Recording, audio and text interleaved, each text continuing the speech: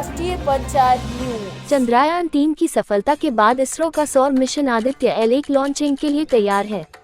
भारत के सौर मिशन की लॉन्चिंग से पहले एक शीर्ष वैज्ञानिक ने सुझाव दिया है कि सौर भूकंपों का अध्ययन करने के लिए 24 घंटे के आधार पर सूर्य की निगरानी जरूरी है, क्योंकि यह पृथ्वी के भूचुंबकीय क्षेत्रों को बदल सकती है। सूर्य का अध्ययन करने के लिए आदित्य L1 अंतरिक्ष यान को शनिवार सुबह 11:50 पर आंध्र प्रदेश के श्रीहरिकोटा स्पेसपोर्ट से लॉन्च किया जाएगा। सूर्य के अध्ययन की आवश्यकता के बारे में बताते हुए भारतीय खगोल भौतिकी संस्थान IIE के प्रोफेसर और प्रभारी वैज्ञानिक डॉक्टर R रमेश ने न्यूज एजेंसी PTI को बताया कि जिस तरह पृथ्वी पर भूकंप आते हैं, उसी तरह सूर्य की सतह पर सौर भूकंप भी आते हैं, जिन्हें कोरोनल मास इजेक्शन CME कहा जाता है। उन्होंने कहा, इस प्रक्रिया में लाखों करोड़ों टन सौर सामग्री को अंतर्ग्रहीय अंतरिक्ष में फेंक दिया जाता है। उन्होंने आगे कहा, ये CME लगभग 3000 किलोमीटर प्रति सेकंड की गति से यात्रा कर सकते हैं। डॉक्टर रमेश ने बताया, कुछ CME को पृथ्वी की ओर भी निर्देशित किया जा सकता है और सबसे तेज CME लगभग 15 घंटे में पृथ्वी के निकट पहुंच सकता है।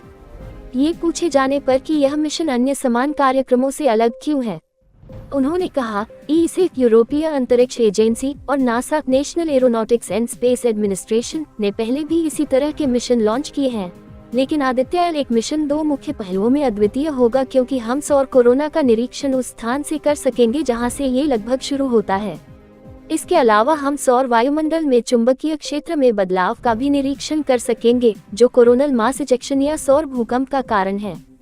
उन्होंने कहा, कभी कभी ये CME सैटेलाइट को खत्म करके निगल जाना उन्हें नुकसान पहुंचाते हैं। CME से डिस्चार्ज किए गए कण प्रवाह के कारण सैटेलाइट पर मौजूद सभी इलेक्ट्रॉनिक्स उपकरण खराब हो सकते हैं। डॉक्टर रमेश ने कहा, ये CME सभी तरफ से पृथ्वी तक आते हैं।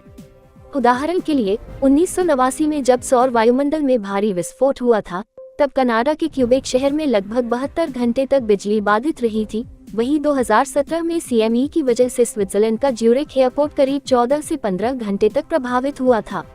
डॉक्टर रमेश ने कहा कि एक बार जब CME पृथ्वी पर पहुंच जाते हैं, तो वे चुंबकीय क्षेत्र रेखाओं के साथ यात्रा कर सकते हैं और फिर वे पृथ्वी के भूचुंबकीय क्षेत्र को बदल सकते हैं, और अगर एक बार भूचुंबकीय क्षेत्र प्रभावित हो जाता है, तो ये ज्यादा वोल्टेज वाले ट्रांसफार्मर को प्रभावित कर सकता है। उन्होंने कहा कि CME उत्तरी और दक्षिणी ध्रुवों वाले एक बड़े चुंबक की तरह होते हैं।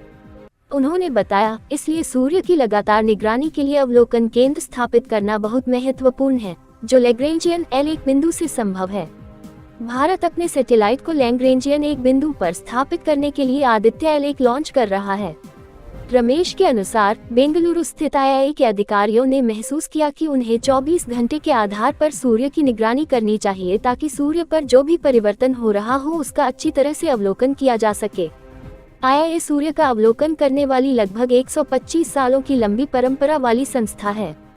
डॉक्टर रमेश ने कहा, सूर्य का अवलोकन जमीन पर स्थित दूरबीन से किया जा सकता है, लेकिन उनकी दो प्रमुख सीमाएं हैं।